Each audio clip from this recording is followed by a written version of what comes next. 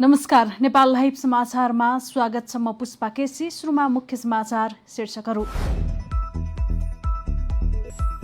प्रतिनिधि सभा संसदमा प्रधानमन्त्रीसँग प्रश्नोत्तर। प्रचण्डले चिनेनन् सांसद, लेख्न भुले कतिपय प्रश्नको उत्तर। विगतको जसरी धान रोप्ने सिजनमा मल अभाव नहुने दाबी।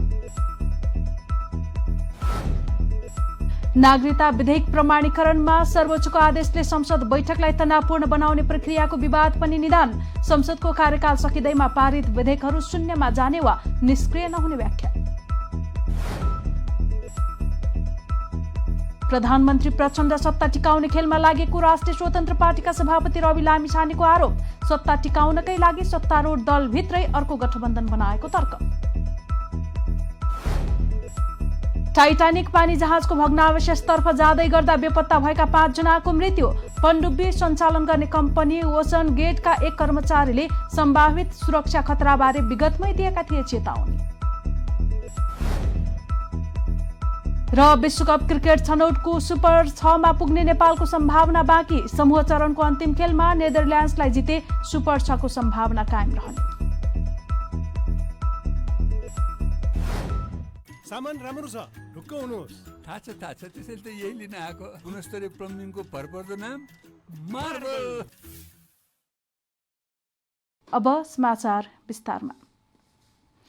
प्रधानमन्त्री पुष्पकमल दाहाल प्रचण्डसँग प्रतिनिधि सभाका सांसदहरूले प्रश्नोत्तर गरेका छन्। प्रश्नोत्तरका क्रममा प्रधानमन्त्री प्रचण्डले कति सांसदहरूलाई चिन्न नै सकेनन्। त्यही कारण सभामुखले उल्लेख गरेको नाम समेत बिर्सिए। कुनै प्रश्नको भने उनको टिमले उत्तर लेख्न नै बिर्सियो। आफ्नो तयारीमा कमजोरी रहेको बताउँदै माफी मागे।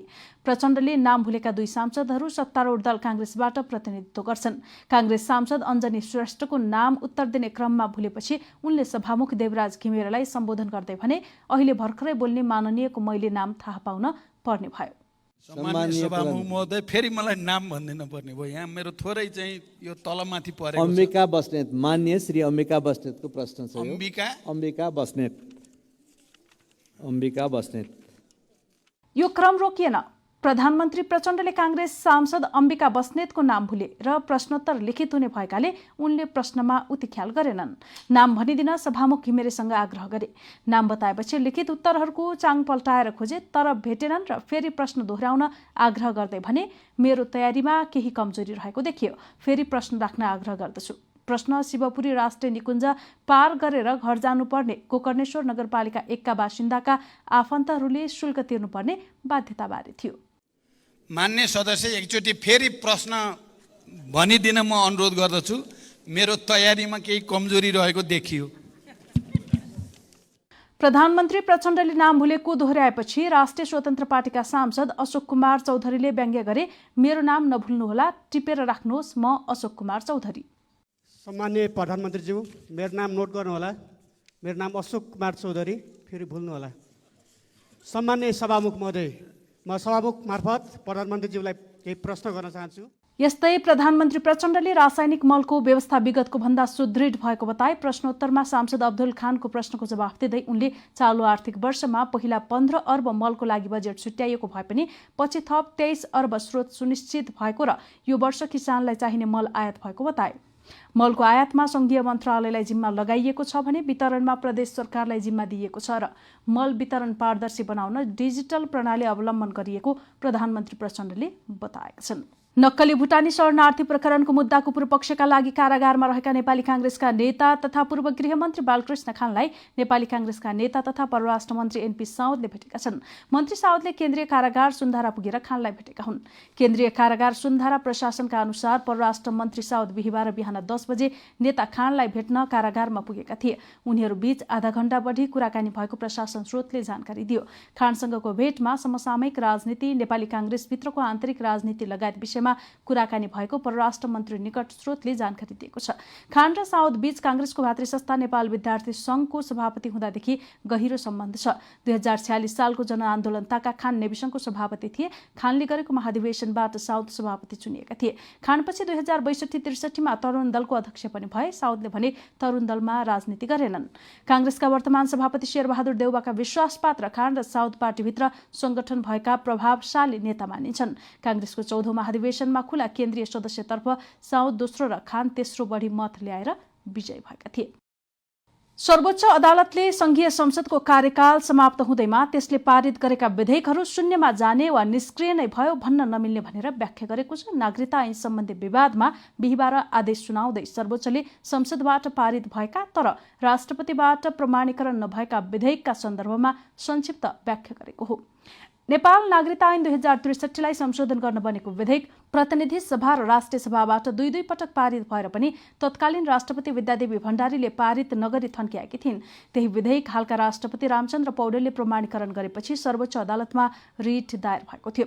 सुरेन्द्र भण्डारी समेतले दायर गरेको रिटमा सुनवाई गर्दै सर्वोच्चका न्यायाधीशद्वय आनन्द मोहन भट्टराई र कुमार रेग्मीको संयुक्त इजलासले जारी गरेको आदेशमा भनिएको छ, विधेयक संसदबाट पारित भइसकेको अवस्थामा सो विधेयकलाई नेपालको संविधानको धारा 111 को उपधारा 10 को प्रतिबन्धात्मक वाक्यांशमा गरिएको व्यवस्था अनुसार संसदको कुनै सदनमा विचाराधीन रहेको विधेयक मान्न नमिल्ने हुँदा प्रतिनिधि सभाको अधिवेशनको अन्त्य भएको कारणले संसदबाट पारित भएको विधेयक निष्क्रिय हुन्छ वा शून्यमा जान्छ भन्न मिल्ने देखिँदैन। न्यायाधीशद्वय भट्टराई र रेग्मीको संयुक्त इजलासले नागरिकता विधेयक प्रमाणीकरण कार्यान्वयन नगर्न भनेर यसअघि जारी अन्तर्कालीन अन्तरिम आदेश खारेज गर्दै राष्ट्रपति पौडेलबाट भएको प्रमाणीकरणलाई असंवैधानिक भन्न नमिल्ने ठहर समेत गर्यो। सर्वोच्चले अन्तर्कालीन अन्तरिम आदेशलाई निरन्तरता नदिएपछि जन्मसिद्ध नेपाली नागरिकका सन्तानले वंशजको आधारमा नेपाली नागरिकता पाउने बाटो खुलेको छ। यसअघि जेठ 17 गते राष्ट्रपति रामचन्द्र पौडेलले उक्त विधेयकमा प्रमाणीकरण गरिदिएपछि प्रमुख प्रतिपक्षी दल नेकपा एमाले सहित विपक्षी दलले तीव्र आपत्ति जनाएका थिए। उक्त प्रकरणले जेठ 22 गतेको संसद बैठक तनावग्रस्त नै बन्न पुगेको थियो। नागरिकता विधेयक सदनमा ल्याउनु पर्ने यसअघिको विषय शून्य भएको भन्दै एमाले सांसदले सदनमा आपत्ति जनाएका थिए। सर्वोच्च अदालतले विधेयक प्रमाणीकरण गर्न भनेर मन्त्री परिषदले गरेको अनुरोधका विषयमा पनि सन्दर्भ स्मरण गराएको छ। राष्ट्रिय बाल अधिकार परिषदले बालबालिका देखाएर व्यापार गरी आफ्नो स्वार्थपूर्ति गर्ने बालगृहहरूको नियमन हुने बताएको छ। शुक्रबार हिमाली नवीन समाज र आधार विकास नेपालद्वारा काठमाडौँमा आयोजित कर्णाली प्रदेश र हुम्ला जिल्लाका बालबालिकाको पारिवारिक बिछोड विस्थापन र ओसार पसार सम्बन्धी कार्यक्रममा बोल्दै परिषदका उपाध्यक्ष बमबहादुर बानियाले राष्ट्रिय बाल अधिकार परिषद एक्लैले सम्पूर्ण जिम्मेवारी पूरा गर्न नसक्ने बताए। त्यसका लागि संघ प्रदेश र स्थानीय सरकारसँग सहयोगको अपेक्षा राखेको बानियाको भनाइ छ। उनले अहिले नेपालभर 417वटा बालगृहहरू सञ्चालनमा रहेको र बालगृहको नवीकरणका लागि काम थालेको जानकारी दिए। नेपालमा 417वटा बालगृहहरू अहिले पनि हामीसँग आबद्धता छन् र यिनीहरू चाहिँ नवीकरणको प्रक्रियामा हामी अगाडि गइरहेका छौँ। 417 मध्ये अहिले 370 जति बालगृहहरू मात्रै हाम्रो नवीकरण जुन अहिले हामीले न्यूनतम मापदण्ड बनाएका छौँ त्यो हाम्रो कार्यकाल आएपछि नै यो न्यूनतम मापदण्डलाई चाहिँ हामीले स्ट्रिक्टली लागू गर्न लागिरहेछौँ। त्यो मापदण्ड अनुसार बालगृहहरू सञ्चालन गर्ने हो भने साँच्चीकै बालबालिकाहरूले तपाईँहरूले अहिले सुनाएका कथा जस्तो त्यो कथा जस्तो चाहिँ बन्दैन। त्यो टाइपको न्यूनतम मापदण्ड चाहिँ छ। तर हामी पनि के चाहन्छौँ भने नेपाल सरकारको पनि चौथो नम्बरकै वैकल्पिक उपाय मात्रै बालगृह हो भन्ने कुरामा हामी स्पष्ट छौँ। त्यस्तै आधार विकास नेपालका राष्ट्रिय निर्देशक प्रहलाद ढकालले कर्णालीमा गुणस्तरीय विद्यालय कम हुनु त्यहाँबाट बालबालिका पलायन हुनुको प्रमुख कारण रहेको बताए। उनले गुणस्तरीय शिक्षा, स्वास्थ्य, खाद्यान्न अभाव र आर्थिक प्रलोभनका कारण कर्णालीका बालबालिकाहरूको ओसार पसार भइरहेको बताएका छन्। उनले बालगृहसम्म बालबालिकाको ओसार पसारमा बिचौलिया हाबी भएको पनि दाबी गरेका छन्। शिक्षा स्वास्थ्यको सँगसँगै फुडको पनि कुराहरूमा बहुत ठुलो भूमिका छ। बालबालिकाहरूको ओसार पसार मान्छेहरूले यसमा फाइदा लिने मान्छेहरू छन्, यसमा बिचौलियाहरू छन्। यता बालगृहहरूसँग सम्बन्ध छ अथवा यहाँ घरमा प्रशस्त एउटा इस्यु आएको थियो, धेरैमा घरेलु कामदार बनाएर बच्चाहरू पठाउने। यहाँ त्यो माग्नेहरू छन् नि त, मलाई एउटा बच्चा मगाइदेऊ न भन्ने। यति इन्सेन्सिटिभ छ सहर यति असंवेदनशील छ कि उनीहरूलाई अहिले पनि नियुक्ति पत्र दिएर एउटा घरमा त एउटा स्टाफ राख्नु नि, डोमेस्टिक स्टाफ। उनीहरूलाई अबोध बालबालिका चाहिन्छ र उनीहरूलाई के लाग्छ भने मैले बालबालिकालाई घरमा काम गर्न लिएर आएर सरकारी स्कुलमा पठाइदिएँ भने मैले ठुलो गुण गरेँ भन्ने। बालबालिका सम्बन्धी राष्ट्रिय स्थिति प्रतिवेदन 2079 को तथ्याङ्क अनुसार 417 बालगृहमा 10,905 बालबालिका रहेका छन्, जसमध्ये 80% बालबालिकाको परिवारमा एक वा दुवै अभिभावक जीवित हुँदाहुँदै पनि बालबालिका बालगृह वा अनाथालय जस्ता संस्थागत हेरचाहमा हुर्किरहेको सेभ द चिल्ड्रेनको तथ्याङ्क छ। त्यसमध्ये 60% जोखिम रहेका बालबालिका कर्णाली प्रदेशका रहेको हिमाली नवीन समाजको अध्ययनले देखाएको छ। 417वटा बालगृहहरू छन् र त्यसमा 10,905 बालबालिकाहरू बालगृहमा रहेका छन् र त्यसको 80% बालबालिकाको चाहिँ बाबुआमा जीवितै हुनुहुन्छ। यो चाहिँ सेभ द चिल्ड्रेनको डेटा अनुसार। र त्यो 80% मध्ये पनि नेपाल सरकारले उद्धार गरिसकेपछि हामीले परिवारमा फर्काउँदाखेरि 60% चाहिँ कर्णालीकै परेका छन्। परिवारमा हुर्केका बालबालिकाको तुलनामा संस्थागत हेरचाह अनुभव गरेका बालबालिका र युवामा झण्डै 4 गुणा बढी मानसिक समस्या हुने सम्भावना रहेको मेन्टल हेल्थ फाउन्डेसन युकेको अध्ययनले देखाएको छ। त्यसैले संस्थागत हेरचाह अनुभव भएका प्रत्येक व्यक्तिका लागि आवश्यक नीति नियमावलीसँगै उचित व्यवस्था गर्न हिमाली नवीन समाजका कार्यकारी निर्देशक धनबहादुर लामाले सरकारलाई आग्रह गरेका छन्। राष्ट्रिय स्वतन्त्र पार्टीका सभापति रवि लामिछानेले प्रधानमन्त्री पुष्पकमल दाहाल प्रचण्ड सत्ता टिकाउने खेलमा लागेको आरोप लगाएका छन्। सत्ता टिकाउनकै लागि प्रधानमन्त्री प्रचण्डले सत्तारूढ दलभित्रै अर्को गठबन्धन बनाउनु परेको, नक्कली भुटानी शरणार्थी प्रकरणको अनुसन्धानलाई कमजोर बनाउँदै लगेको, भारत भ्रमणलाई ठूलो उपलब्धिको रूपमा चित्रण गर्ने प्रयास गरेको उनले बताए। शुक्रबार प्रतिनिधि सभा बैठकमा प्रधानमन्त्री तथा मन्त्री परिषद कार्यालय, राष्ट्रपति कार्यालय, गृह मन्त्रालय, रक्षा मन्त्रालय, संस्कृति पर्यटन तथा नागरिक उड्डयन मन्त्रालय, राष्ट्रिय योजना आयोगको विनियोजन शीर्षक माथिको छलफलमा भाग लिँदै उनले प्रधानमन्त्री दाहाल जनतालाई राहत दिने, मुलुकको महत्त्वपूर्ण मुद्दाहरूमा केन्द्रित हुने भन्दा पनि सत्ता टिकाउने काममा अल्मलिएको आरोप लगाए। सरकार जनतालाई राहत दिने, मुलुकका महत्त्वपूर्ण मुद्दाहरूमा केन्द्रित रहने भन्दा पनि सरकारले आफूलाई टिकाउनु पर्ने जिम्मेवारी बढी भएका कारणले सरकार कता कता अल्मलिएको हो कि भन्ने कुरा म सम्मान्य सभामुख महोदय मार्फत सदनलाई जानकारी गराउन चाहन्छु। भुटानी शरणार्थी, नक्कली भुटानी शरणार्थी प्रकरणकै विषयलाई लिएर मैले यही सम्मानित सदनमा हाम्रो दलको तर्फबाट विशेष समितिको माग गरेको थिएँ। त्यसको कारण के थियो भने जुन ढङ्गले यसको इन्भेस्टिगेसन भइरहेको थियो त्यहाँ इन्भेस्टिगेसन गर्ने इन्स्टिट्युसन्सहरूको बारेमा प्रश्नहरू आए, अनेक कुराहरू आए, तर त्यस विषयमा छानबिन अगाडि बढ्न सकेन र अहिले जुन ढङ्गले छानबिन सकिएको त छैन तर जुन परिणामहरू आइरहेको छ त्यसले हाम्रा प्रश्नहरूलाई उत्तरै दिन सकेन, जहाँको त्यहीँ राख्यो। त्यसकारणले यो अगाडि बढ्ने वातावरण देखिएन, सरकार अल्मलियो, सरकार गठबन्धनभित्र पनि अर्को गठबन्धन बनाउनेतिर लाग्यो। सरकारमै सहभागी भएका दलहरूले अर्को गठबन्धन बनाएको हामीले थाहा पायौँ। यो चाहिँ यो मोर्चा बनाएको थाहा पायौँ।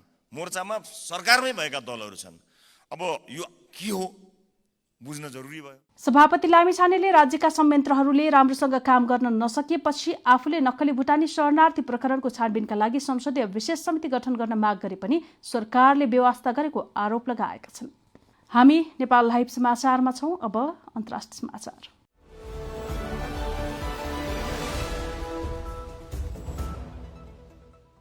अमेरिकी तटरक्षकहरूले टाइटानिक पानी जहाजको भग्नावशेषतर्फ जाँदै गर्दा बेपत्ता भएका सबै 5 जनाको मृत्यु भएको बताएका छन्।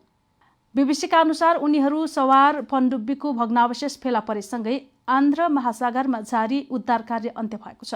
एकजना अमेरिकी नौसेना अधिकारीले अमेरिकी सञ्चार माध्यमलाई आइतबार जहाज सम्पर्कविहीन भएको केही समयपछि विस्फोटसँग मिल्दोजुल्दो आवाज सुनिएको बताएका थिए। यो साताको सुरुमा पानीमुनि आवाज सुनिएको खबर आएपछि उक्त जहाजमा रहेकाहरू अझै जीवित छन् कि भन्ने आशा जागेको थियो। उक्त जहाजमा कम्पनीका प्रमुख कार्यकारी अधिकृत सहित 2 जना ब्रिटिस पाकिस्तानी, 1 जना ब्रिटिस व्यापारी र 1 जना फ्रान्सेली अन्वेषक यात्रारत थिए। उक्त पनडुब्बी आइतबारदेखि सम्पर्कविहीन भएको थियो। उत्तरी आन्ध्र महासागरमा डुबेको टाइटन पनडुब्बी सञ्चालन गर्ने कम्पनी ओसन गेटका एक कर्मचारीले सन् 2018 मै उक्त सबमर्सिबलमा उत्पन्न हुन सक्ने सम्भावित सुरक्षा खतराबारे चेतावनी दिएको पाइएको छ। अमेरिकाको अदालतमा पेश भएका कागजात पत्रमा कम्पनीका मरिन अपरेसन निर्देशक डेभिड लाक्रिजले उक्त पनडुब्बीको परीक्षणपछि तयार पारेको प्रतिवेदनमा चिन्ता व्यक्त गरेका थिए भन्ने देखिन्छ। उक्त प्रतिवेदनमा गम्भीर सुरक्षा चिन्ता उत्पन्न गराउने धेरै कुराको पहिचान गरिएको थियो। त्यसमा टाइटन पनडुब्बीको हल अर्थात् मुख्य भागको परीक्षण गरिएको तरिकामाथि प्रश्न उठाइएको थियो। नेपाल लाइभ समाचारमा अब खेल समाचार।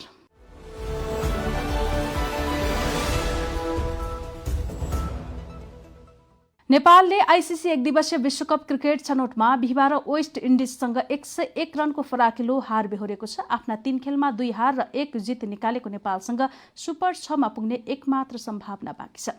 शनिबार नेपालले समूह चरणको अन्तिम खेल नेदरल्यान्डसँग खेल्दैछ। उक्त खेल जितेको अवस्थामा नेपाल सुपर 6 मा पुग्ने सम्भावना कायम रहनेछ। अहिले समूह ए मा नेपाल 2 अङ्कका साथ चौथो स्थानमा रहेको छ। 2 खेलमा 1 हार र 1 जित निकालेको नेदरल्यान्ड समान 2 अङ्कका साथ नेट रन रेटका कारण नेपालभन्दा अगाडि छ। नेदरल्यान्ड्सका लागि पनि नेपालसँगको खेल निर्णायक जस्तै छ, किनभने यो खेलमा पराजित हुँदा उसको अन्तिम खेल वेस्ट इन्डिजसँग बाँकी छ। समूह ए मा सबैभन्दा बलियो देखिएको वेस्ट इन्डिजसँग जित निकाल्न उसलाई त्यति सजिलो हुने छैन। नेपालसँग हारेर नेदरल्यान्ड्सले वेस्ट इन्डिजसँग जितेको खण्डमा नेट रन रेटका आधारमा अघि रहेको टोली सुपर 6 मा पुग्नेछ। नेदरल्यान्ड्सलाई हराउँदा नेपालको रन रेट उकासिने सम्भावना देखिन्छ। समूह ए मै रहेको अमेरिका 3वटै खेलमा पराजय भोगेर समूह चरणबाटै बाहिरिने पहिलो टोली बनेको छ। समूह ए बाट जिम्बाब्वे र वेस्ट इन्डिज सुपर 6 मा पुग्ने तय नै छ। शुक्रबार समूह बी का खेल हुँदैछन्। समूह बी को शीर्षमा रहेको ओमानले दोस्रो नम्बरमा रहेको श्रीलङ्काको सामना गर्दैछ। समूह ए मै रहेको अमेरिका 3वटै खेलमा पराजय भोगेर समूह चरणबाट बाहिरिने पहिलो टोली बनेको छ। समूह ए बाट जिम्बाब्वे र वेस्ट इन्डिज सुपर 6 मा पुग्ने तय भइसकेको छ। सामान राम्रो छ, ढुक्क हुनुहोस्। थाहा छ त्यसैले त यही लिन आएको। गुणस्तरीय प्लम्बिङको भरपर्दो नाम मार्बल। नेपाल लाइभ समाचार सकिएको छ। समाचारको अन्त्यमा मुख्य समाचारका शीर्षकहरू फेरि एकपटक। प्रतिनिधि सभा संसदमा प्रधानमन्त्रीसँग प्रश्नोत्तर। प्रचण्डले चिनेनन् सांसद, लेख्न भुले कतिपय प्रश्नको उत्तर। विगतको जसरी धान रोप्ने सिजनमा मल अभाव नहुने दाबी। नागरिकता विधेयक प्रमाणीकरणमा सर्वोच्चको आदेशले संसद बैठकलाई तनावपूर्ण बनाउने प्रक्रियाको विवाद पनि निदान।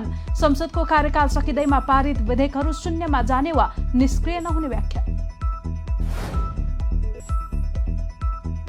प्रधानमन्त्री प्रचण्ड सत्ता टिकाउने खेलमा लागेको राष्ट्रिय स्वतन्त्र पार्टीका सभापति रवि लामिछानेको आरोप।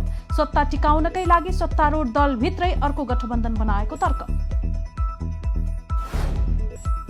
टाइटानिक पानी जहाजको भग्नावशेषतर्फ जाँदै गर्दा बेपत्ता भएका 5 जनाको मृत्यु। पनडुब्बी सञ्चालन गर्ने कम्पनी ओसन गेटका एक कर्मचारीले सम्भावित सुरक्षा खतराबारे विगतमै दिएका थिए चेतावनी। र विश्वकप क्रिकेट छनौटको सुपर 6 मा पुग्ने नेपालको सम्भावना बाँकी। समूह चरणको अन्तिम खेलमा नेदरल्यान्ड्सलाई जिते सुपर 6 को सम्भावना कायम रहने।